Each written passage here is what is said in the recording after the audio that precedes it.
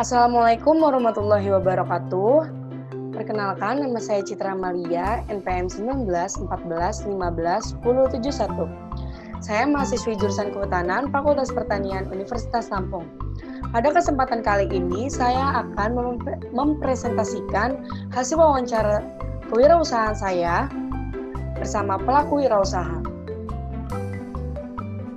Baik, wawancara kewirausahaan saya merupakan salah satu tugas dari mata kuliah kewirausahaan dengan Ibu Dr. Haji Baina Sari Dewi SHUT MP sebagai dosen pengampu mata kuliah kewirausahaan. Jadi di sini usaha yang akan saya bahas yaitu tentang cappuccino cincau. Adapun profil pengusaha, beliau merupakan Bapak Fatorozi yang bertempat tinggal di Kurungan Nyawa. Umur beliau 30 tahun. Dan pendidikan terakhir beliau yaitu sekolah menengah pertama. Berikut hasil wawancara saya bersama Bapak Fatorozi. Pertanyaan pertama, berapakah modal yang Bapak keluarkan untuk memulai bisnis ini? Beliau menjawab, modal awal untuk memulai bisnis ini sebesar 8 juta rupiah. Selanjutnya, apakah penghasilan yang diperoleh cukup untuk memenuhi kebutuhan sehari-hari? Beliau menjawab, alhamdulillah, penghasilan yang saya peroleh cukup untuk memenuhi kebutuhan sehari-hari. Selanjutnya, berapakah keuntungan yang didapat dari penghasilan yang diperoleh? Beliau menjawab, untuk keuntungan sendiri mungkin sekitar Rp500.000 per hari. Pertanyaan selanjutnya yaitu, tahun berapa Bapak memulai bisnis ini? Beliau menjawab, saya memulai bisnis ini sejak tahun 2020, sekitar bulan November. Selanjutnya, dari jam berapa biasanya Bapak membuka usaha sampai tutup dagang? Jawabannya, biasanya buka dari jam 12 siang sampai jam 10 malam. Selanjutnya, di manakah lokasi Bapak berjualan saat ini? Beliau menjawab, lokasinya di daerah Jalan Bumi Manti, Kampung Baru, tepat di depan Masjid Jami Ar-Raudhah. Pertanyaan selanjutnya yaitu, apakah lingkungan Bapak mendukung dari usaha yang Bapak lakukan?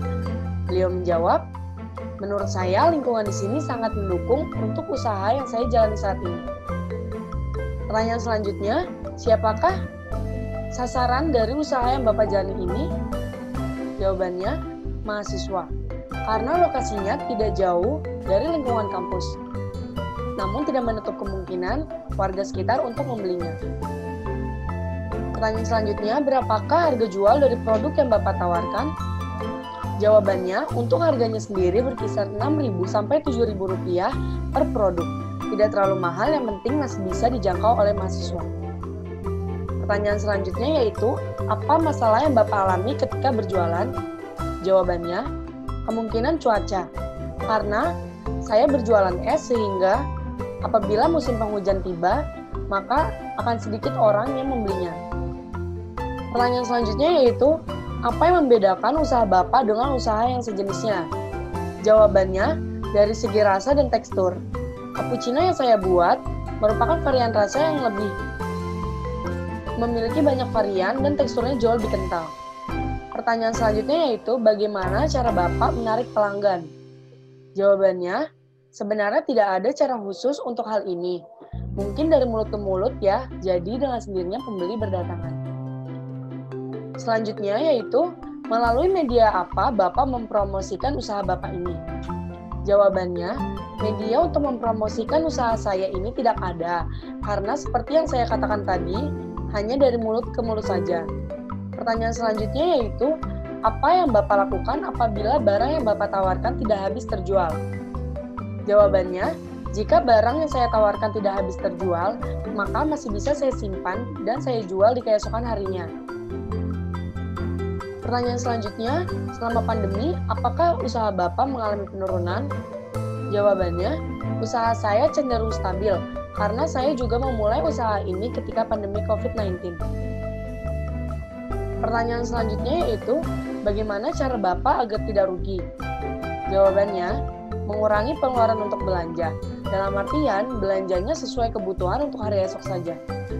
Pertanyaan selanjutnya, apakah Bapak memiliki pengalaman usaha sebelumnya? Jawabannya, kalau pengalaman usaha sendiri banyak ya, contohnya saya pernah berjualan es kelapa, nasi bebek, dan masih banyak lagi. Pertanyaan selanjutnya, berapakah jumlah pegawai dari bisnis yang Bapak lakukan? Tidak ada pegawai, karena saya juga belum membuka usaha cabang dan usaha di sini saya memegang kendalinya sendiri. Pertanyaan selanjutnya yaitu, apakah ada dukungan dari keluarga dalam bisnis Bapak ini? Beliau menjawab, tentu saja ada, karena tanpa adanya dukungan dari keluarga, mungkin usaha saya tidak akan berjalan dengan lancar. Pertanyaan terakhir, produk apa yang menjadi unggulan dalam usaha Bapak ini?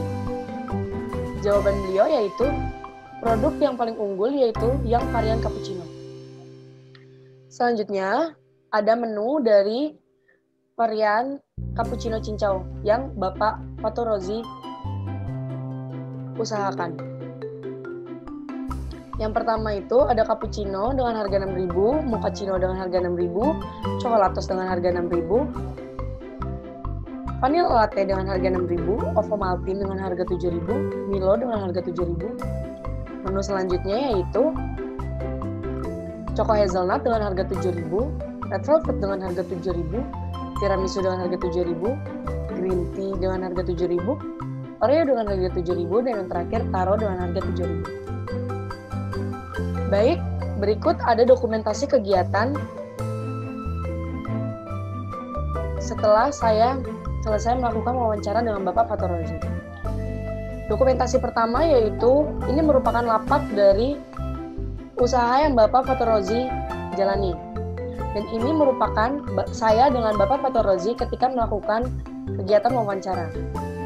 Dokumentasi kegiatan selanjutnya yaitu, ini foto saya bersama Bapak Fatorozi setelah selesai mewawancarainya, dan ini adalah foto Bapak Rozi bersama lapak usahanya. Ini merupakan video kegiatan. Bahan-bahan dari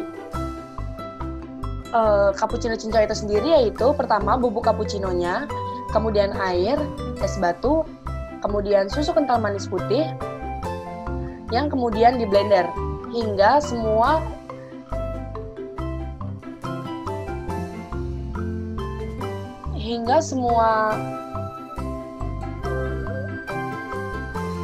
bahannya tercampur dengan sempurna.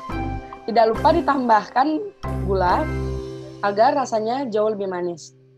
Selanjutnya, di dalam gelasnya kita masukkan cincau, choco chip, kemudian susu kental manis coklat. Setelah bahan ini dimasukkan ke dalam gelas, masukkan cappuccino yang telah di-blender ke dalam gelas. Kemudian gelasnya dimasukkan ke dalam alat pengepres. Tidak lupa di atasnya ditambahkan susu kental manis coklat lagi.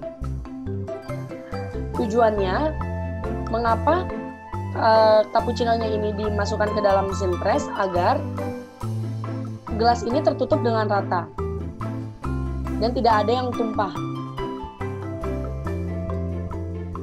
Setelah dipres, cappuccino siap dihidangkan.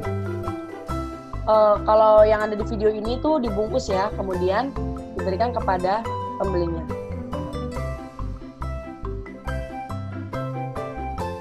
Baik, terima kasih.